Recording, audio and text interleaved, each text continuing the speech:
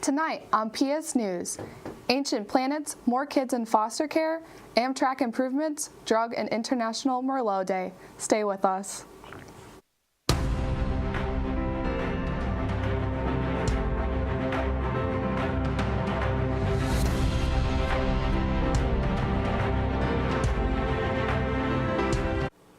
Good evening, Plattsburgh. Thank you for joining us. Today, we are celebrating Black Solidarity Day here at SUNY Plattsburgh. We hope you had a chance to get involved and attend the different teachings and events happening around campus. I'm Chris Sperano. And I'm Sylvia. Tonight, does the Earth contain remains of an ancient planet? Chris will tell you more. A new theory has emerged relating to the Earth's creations billions of years ago. Answering a glaring question that scientists have long pondered. Scientists widely agree that an ancient planet likely smashed into the Earth as it was forming, spewing debris that formed the moon we see today. They call it the giant impact hypothesis, but they've always wondered what happened to that ancient planet called Theia after the collision. No leftover fragments have been found in the solar system, leaving many to believe Theia's fragments were blended in the fiery cauldron of Earth's interior. But a new theory suggests that traces of Theia may be closer than we think.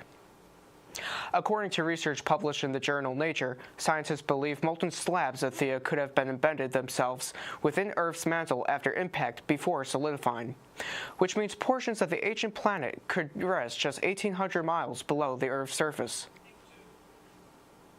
Geophysicists say this could explain the origin of two giant masses embedded deep within the Earth's Earth that were first detected in the 1980s. Blobs of that are each bigger than the moon, which means that Theia could have created part of the Earth we stand on and the moon in the sky. Strict abortion laws appear to have result of putting more children in the overburdened foster care system. That's according to a study published Monday in JAMA Pediatrics. In states with certain restrictive abortion laws, the number of children whose parents couldn't or wouldn't care for them has increased. Researchers found that there was an 11% jump in children placed in foster care in states following the enactment of certain abortion restrictions called TRAP laws, compared to states without such abortion restrictions. TRAP stands for Targeted Restrictions on Abortion Providers. Anti-abortion politicians often urge TRAP laws protect mothers and children. But the multiple studies and courts have found that the laws do not necessarily make them any safer. And the foster care system is already overwhelmed, particularly when it comes to children of color. On Monday, President Biden is expected to announce more than $16 billion in funding to improve America's busiest rail line. Amtrak's Northeast Corridor connects cities including Washington, New York, and Boston. The money will fund upwards of 24 projects, including repairing aging bridges and tunnels in need of replacement. The biggest chunk will be for the underwater train tunnels connecting New York and New Jersey. That includes the Gateway Hudson River Tunnel, which is more than 100 years old and is corroding after flooding during Superstorm Sandy in 2012. Amtrak's CEO has said a failure of that tunnel would cause a, quote, meltdown. There's also the Civil War-era Baltimore and Pontiac Tunnel, which is flooding and sinking in need of replacement. Other projects include replacing a 100-year-old bridge in Maryland and a 116-year-old bridge in Connecticut. Federal prosecutors announced one of the biggest drug busts in New England history on Monday. Investigators found more than 220 pounds of suspected drugs in a suburban Boston home. Among them were heart-shaped pills made to resemble Valentine's Day candy that contained fentanyl and methamphetamine. The investigation started with an overdose death in nearby Salem. Authorities tracked the drugs to the basement of a Lynn home. Children were living on the first and second floors. Investigators also found a loaded handgun as well as a counterfeit Adderall and Percocet pills. Serious news aside, Tuesday is a day to pay tribute to one of the world's most popular red wines. November 7th is celebrated as International Marlo Day. Marlo wine was first produced in Bordeaux, France. The name is believed to have been derived from the French word for blackbird. That's because of the dark color of the grape that makes Marlo distinct. However, the versatile grape grows well in a variety of places worldwide. Besides France and California, there's good Marlo from South Africa, Australia, Canada, and even Chile. One way to celebrate the day, pop the cork and enjoy one of the many movies that feature the popular dry red wine. Those include Sideways, A Walk in the Clouds, and Bottle Shock. So grab a glass and enjoy the rest of the show. After this break, a look at the weather.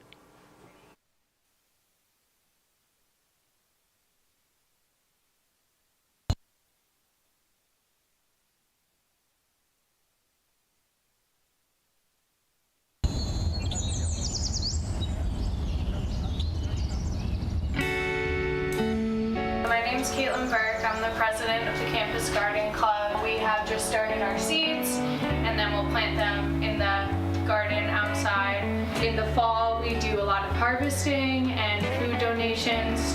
The people who come to Garden Club are just like the most genuine, authentic people I've ever met, and I just love spending time with them. Well, it's already stuck in my head. You don't even have to know what I'm talking about, because now it's in your head. Can't wait for that text later. Anyway, this is your local weather as usual, and as Chris mentioned in the intro, it's Black Solidarity Day today on campus, and if you were trying to make a commute to some of the activities or seminars today, this is more or less what you were walking in. 45 degrees, cloudy day. I know it doesn't say it on thing, but it was cloudy, and the wind did definitely come through. However, that is much better than what Vermontville got, which was a much cooler and probably much worse 36 degrees. And to kind of go down the road like we usually do, 41 in Owl's Head, 40 in Dannemora, 43 in All Sable Forks, 44 in St. Albans City, and 45 in Burlington. Vermontville people, I feel so bad for you guys. Moving on to your 5-day forecast. And tomorrow things are looking to warm up, and that would be nice if it wasn't going to rain.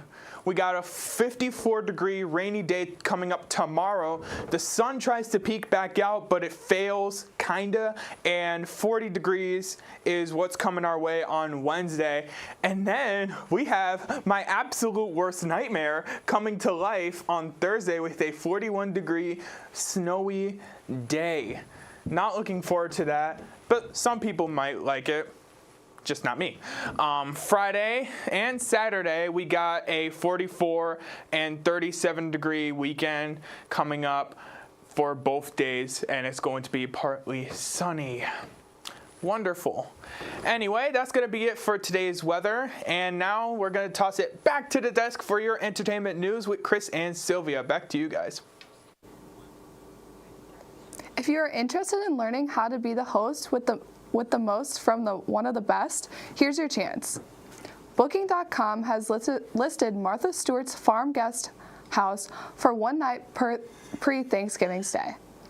The 1,800 square foot space in Bedford, New York is available November 18th for $11.23. The price honors the date of Thanksgiving this year. The experience includes a full itinerary created by Stewart. Guests will get a guided tour of the property with stops at Stewart's Instagram famous chicken coop, gardens, and stables. There's also an instruction on wreath making and table setting, as well as a catered brunch with Stewart herself. The booking window opens noon Eastern Time on November 16th. The Kardashian family is expanding once again. People magazine reports Courtney Kardashian Barker and her husband Travis Barker have a new baby. The couple already are parents to 6 children from previous relationships, but this is their first baby together. They got married last year, and last June they announced they were having a boy. Kardashian Barker is 44 and her husband is 47. He's the drummer with the rock band Blink-182. Sorry, Euphoria fans, you will have to wait another year for the third season. A spokesperson for HBO has confirmed the critically acclaimed drama series won't be returning until 2025. The third season will also mark the first since the death of star Angus Cloud, who passed away over the summer from an accidental overdose. The show premiered in 2019 and stars Zendaya, Sydney Sweeney, Maud Apatow, and Jacob Elordi. According to HBO, the season 2 premiere was the most viewed season of the series on HBO Max. HBO, like CNN, is a unit of Warner Brothers Discovery. There may be an end in sight for the SAG-AFTRA strike. According to Variety and The Hollywood Reporter, the major studios developed a new offer to the Actors Union on Friday. While terms of the offer were not disclosed, one of the major striking points has been the use of artificial intelligence. The pressure to reach a deal is mounting on both sides. The studios are trying to resume production so they don't have to cancel upcoming movies and TV shows. Thousands of actors, meanwhile, are in need of a paycheck. Both sides were expected to return to the negotiating table on Saturday. Live Nation, the parent company of Ticketmaster, says it's on pace for record-breaking earnings in 2023, with Taylor Swift and Beyoncé taking the lead in ticket sales. Live Nation reports it has the strongest quarterly results to date, with a record 140 million ticket sales so far this year. That surpasses the 121 million sold in all of 2022. Earnings for third quarter are reported at $8.3 billion. That's up to 32% from a year ago. Taylor Swift and Beyoncé were the hottest tickets in town, but the other stars also boosted revenue, including Pink, Harry Styles, Bad Bunny, Jonas Brothers, and Bruce Springsteen. Meanwhile, the Wall Street Journal reports the Justice Department is investigating Live Nation for allegedly using anti-competitive practices to book venues and top talent and oversee ticket sales. Live Nation says the fundamentals of its business are not unlawful. The DOJ is not commenting on the investigation. And now to your Cardinal sports update.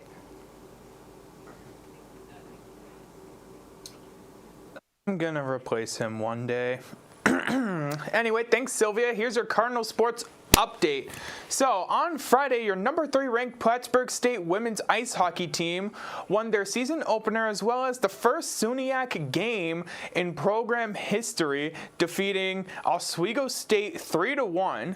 The teams were tied heading into the third period, but 2 goals from the Cards down the stretch allowed them to pick up the win.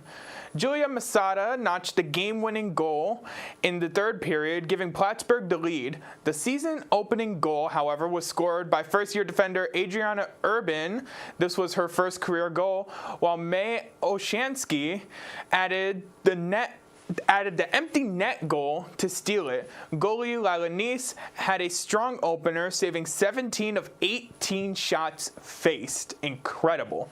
The Cardinals outshot the visiting Lakers 30-18 and went 1-5 on power play opportunities. The ladies will head to Buffalo State for their next game on Friday. The Plattsburgh women's volleyball team fell to non-conference Union College in its regular season and home finale on Saturday afternoon at Memorial Hall 3-0. Union hit 200 as a team and owned the upper hand in service aces and blocks, while Plattsburgh State held a 58-53 advantage in digs.